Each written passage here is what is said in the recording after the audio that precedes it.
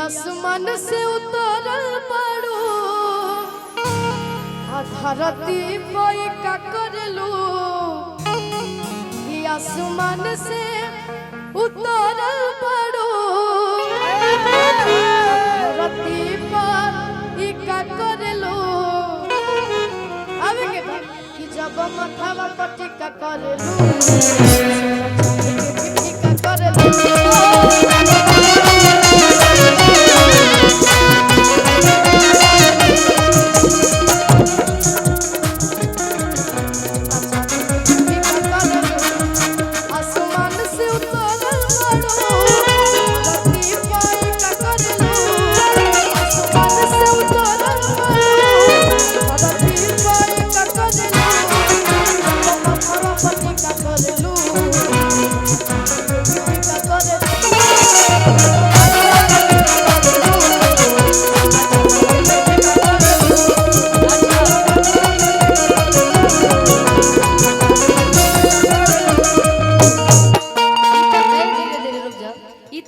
लेकिन तोड़ो के देखनी तू दिले करे ढेर लोग के देता रहो हमर तो तारीफ करते बड़े देखत के मेरी के तारीफ ना करब त जइहन का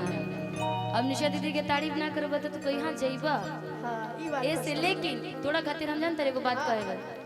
कि तू तब प्यार में फसाई कन्फ्यूज करेला कि तब प्यार में फसाई कन्फ्यूज करेला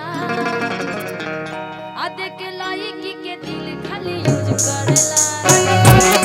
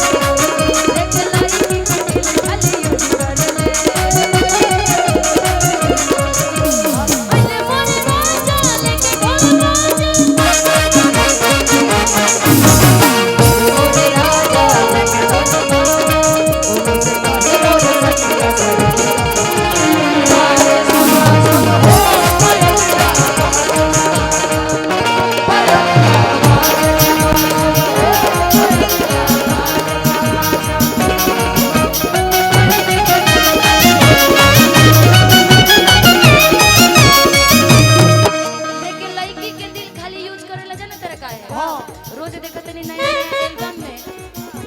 एल्बम में नया मॉडल हो जाता रहा नया रोजे रोजे लईकी तलाश हमारी जिंदगी आके कोई दिल ना हमारी जिंदगी आके कोई दिल ना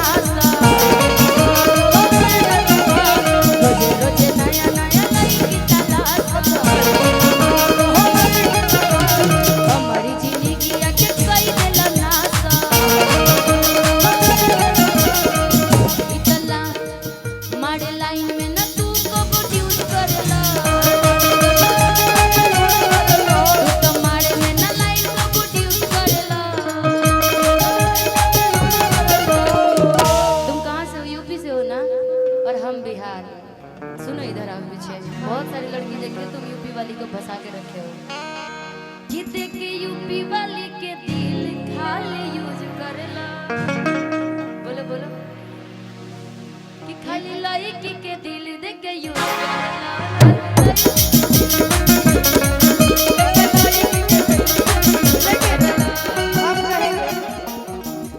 भैया कि घूमे खातिर गाड़ी हीरो होंडा खोजली घूमे खातिर गाड़ी हीरो होंडा खोजली आ जब से चढ़ल बा जवानी मोछ मुंडा खोजली अरे वो जरूरी है ना भाई मोछ अरे हमारे यूपी बिहार का शान है ना भाई मोछ है ना हाँ बोलो क्या बोल रहे थे कि घूमे खातिर गाड़ी हीरो होंडा खोजली घूमे खातिर गाड़ी हीरो होंडा खोजली घूमे खातिर गाड़ी हीरो होंडा खोजली जब से चढ़ल बा जवानी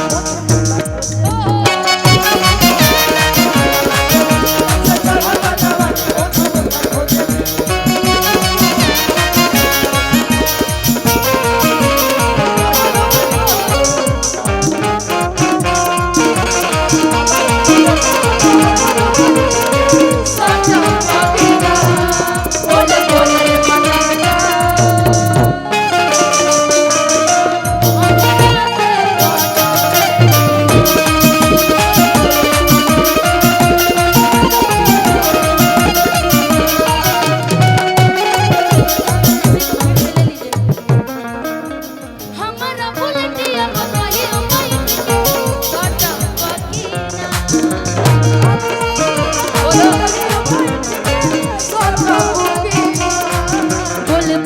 पता रखा बोल बोल रे पता रखा एकरा से फोटो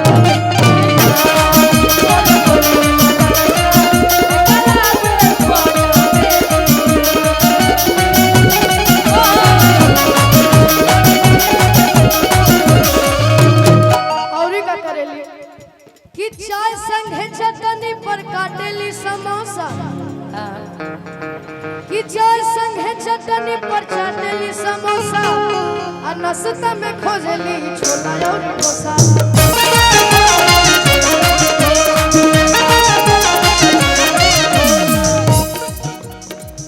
चाय संगे चटनी पर काटेली समोसा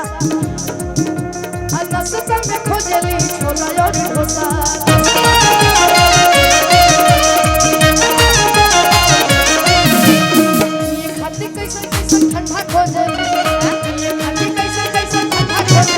ठंडा खोजेली ना ठंडा नहीं पीती मैं क्या करूँ गला ही खराब हो जाएगा कि जब से चढ़ल बा जवानी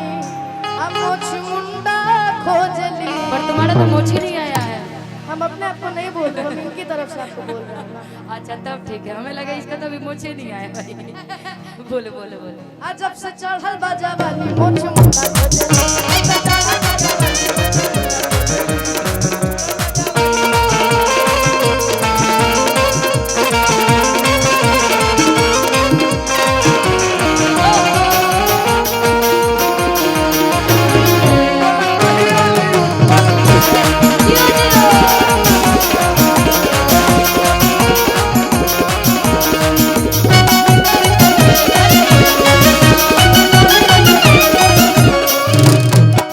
अभी से रहन तू सुधार ये राजा अभी से रहन तू सुधार ये राजा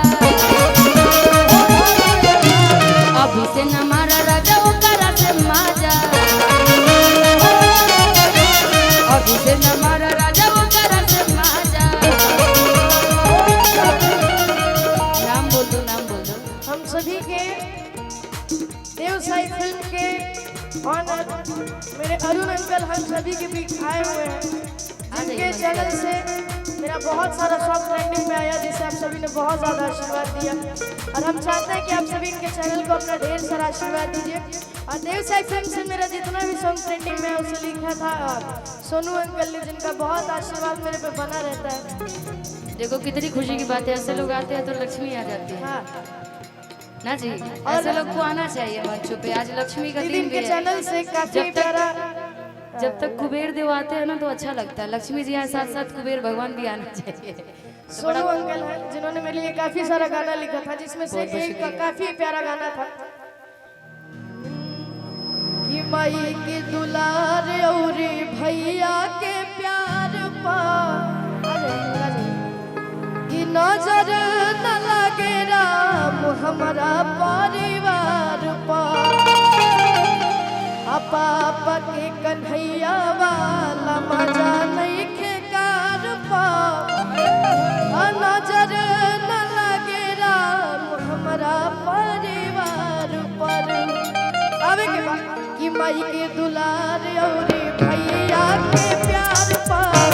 माई के दुलार और भैया के प्यार पा नजर न लगे राम हमारा परिवार पर नजर न लगे राम हमारा परिवार पापा के कन्हैया वाला मजा नहीं खेकार पा पापा के कन्हैया वाला मजा नहीं खेकार पा नजर न लगे राम हमारा परिवार नजर न लगे राम हमारा परिवार पर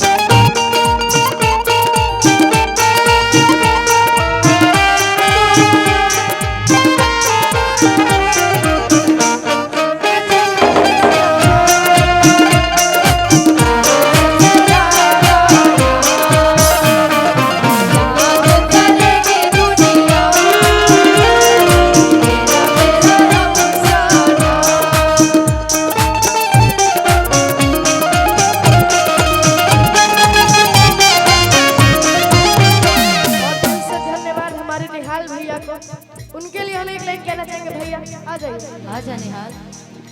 अगर न मिलते इस जीवन में लेके जन्म दोबारा